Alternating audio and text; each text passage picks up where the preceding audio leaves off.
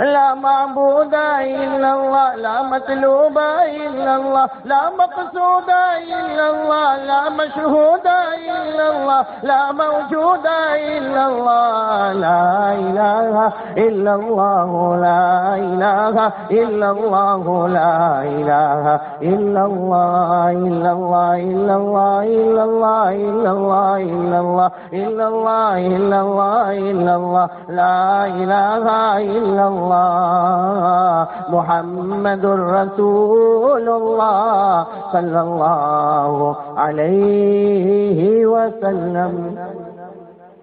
میرے دوستو، آج یہی دو بات آپ کے سامنے کرنے جا رہا ہوں، لا الہ الا اللہ اور محمد الرسول۔ ماشاء اللہ آپ لوگوں نے ذکر کیا، ہم نے ذکر کیا، اور یہ اس کا احسان ہے کہ وہ ہمارے پاس ذکر کرواتا ہے۔ بھائی اللہ ذکر کا محتاج، اللہ ذکر کا محتاج ہے۔ بھائی ہم نے ذکر کیا، کتنی دیر کیا؟ 2 منٹ، 5 منٹ؟ ارے چلو کوئی گھر میں بیٹھ کے ذکر کرے گا، کتنی دیر کرے گا؟ آدھا گھنٹہ، پونا گھنٹہ؟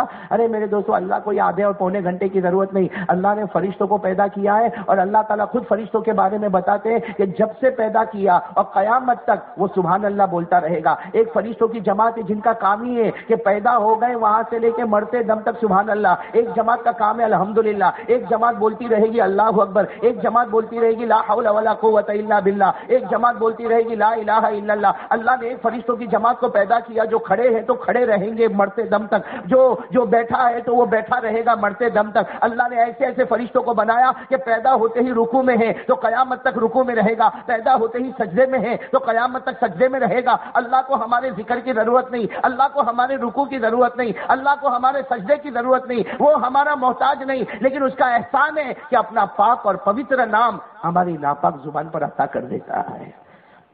بہت کریم ہے اللہ۔ ارے بولو اللہ بہت، لیکن ہم لوگ ہیں جو بھول گئے اللہ کو، بھول گئے نا۔ سب کچھ کرنے دھرنے والا کون؟ سچ بتانا، دیکھو اگر ایمان ہے تو سچ بتانا۔ سب کچھ کرنے دھرنے والا کون؟ اللہ۔ ہماری ضرورت کون پورا کرتا؟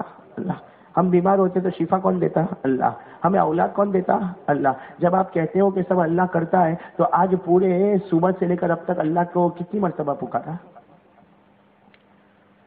بولو نا، گھر میں کھانے کی ضرورت پڑتی ہے نا، کھانے کی ضرورت پڑتی ہے۔ آپ گھر میں گئے، آپ گھر میں جا کے کیا کہتے ہو؟ امی یا ممی جو بھی کہتے ہوں گے، کیا ہوا؟ کھانا۔ تو ماں کھانا لے کر سامنے آ گئی۔ تو میرے دوستو، جس کی ضرورت پڑتی آدمی اس کو پکارتا ہے۔ بیوی کی ضرورت پڑتی تو بیوی کو پکارتا ہے، بچے کی ضرورت پڑتی تو بچے کو پکارتا۔ اور ہمارا عقیدہ ہے کہ سب کچھ کرنے دھرنے والا اللہ ہے، تو چلو نا، یہ 24 گھنٹے جو ہمارے گئے اس میں کتنی مرتبہ ہم نے اللہ کو پکارا؟ میرے دوستو، سب سے بڑا گناہ اگر کوئی ہے وہ یہ کہ میری اور آپ کی توحید ڈیمیج ہو جائے، میرے اور آپ کی توحید۔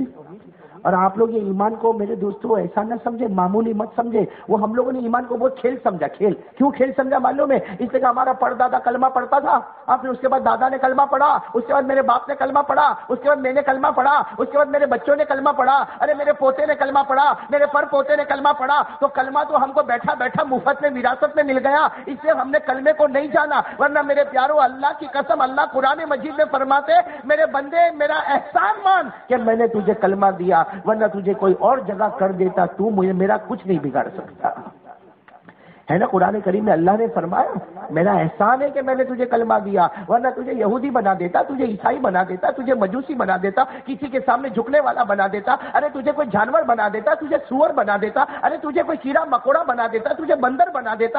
اللہ کہتے میری مرضی، میری طاقت، میری قدرت میں کچھ بھی بنا دیتا، تو کیا آبجیکشن اٹھا سکتا؟ تو مجھ پر کیا کہہ سکتا؟ کچھ نہیں۔ اللہ نے فرمایا بل اللہ یمن علیکم ان ہداکم للایمان۔ اللہ تبارک و تعالیٰ فرماتے میرے بندے احسان مان لے کہ میں نے تجھے کلمہ دیا، ورنہ میں کلمہ نہ دیتا تو تجھے اسلام کی ہوا بھی نصیب نہ ہوتی۔ اس لیے میرے دوستو، یہ کلمے کو معمولی مت سمجھو۔ ہر وقت ہم توحید پر رہیں گے، توحید پہ رہیں گے انشاءاللہ۔ ہم نہیں رہتے توحید پہ، نہیں رہتے۔ میں اکثر ایک بات کہتا ہوں، سر میں دکھتا ہے کبھی کبھی،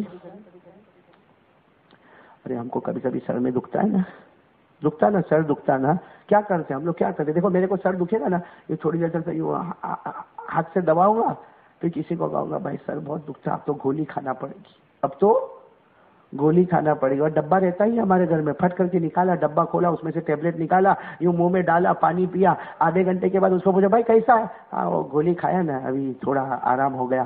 میرے دوستو, اللہ کی قسم کھا کر کہو, یہ سر کا درد آیا کس کی وجہ سے؟ اللہ.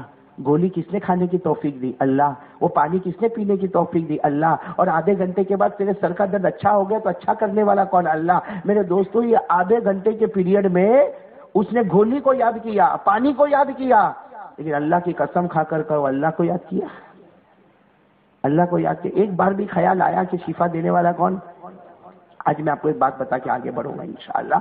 دیکھو, توحید بہت ضروری ہے. اگر اس میں تھوڑا بھی ڈیمیج ہو جاتا ہے, کیسا تھوڑا بھی ڈیمیج ہو جاتا ہے, اللہ ایمان چھین لیتا ہے. ہاں, ابھی مجھے کچھ بھائیوں نے بتایا, کچھ گانے ایسے چلے ہیں.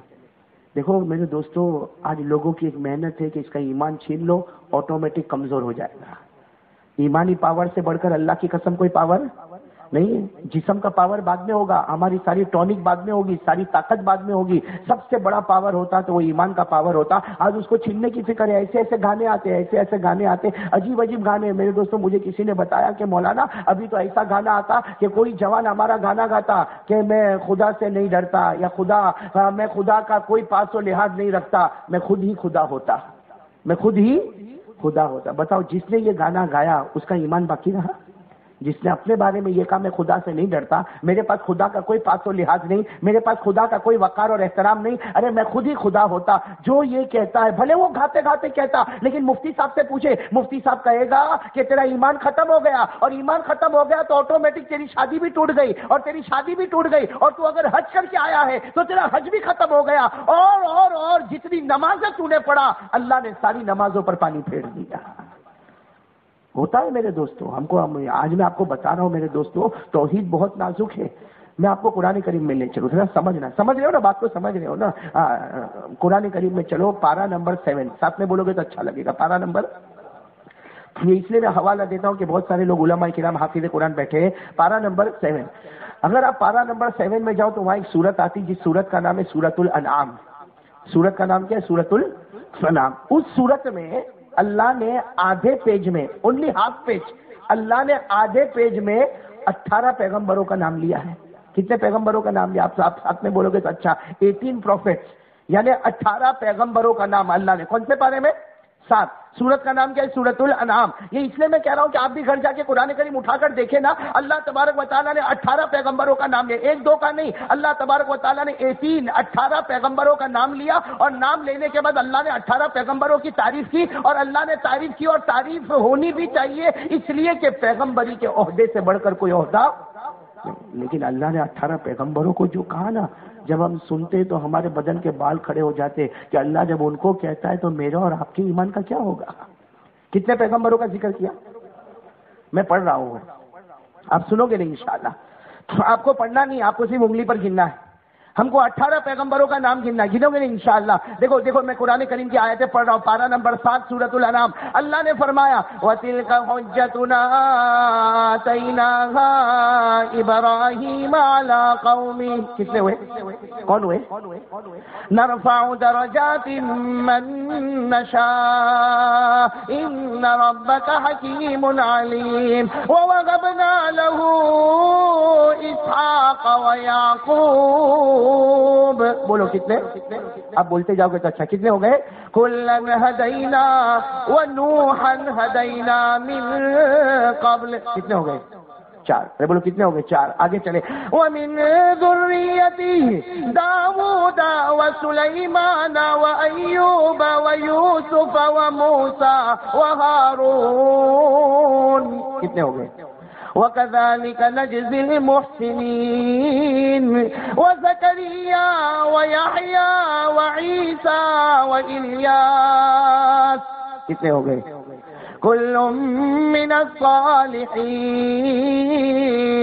وَإِسْمَاعِيلَ وَالْيَسَعَ وَيُونُسَ وَلُوطًا. کتنے ہو گئے؟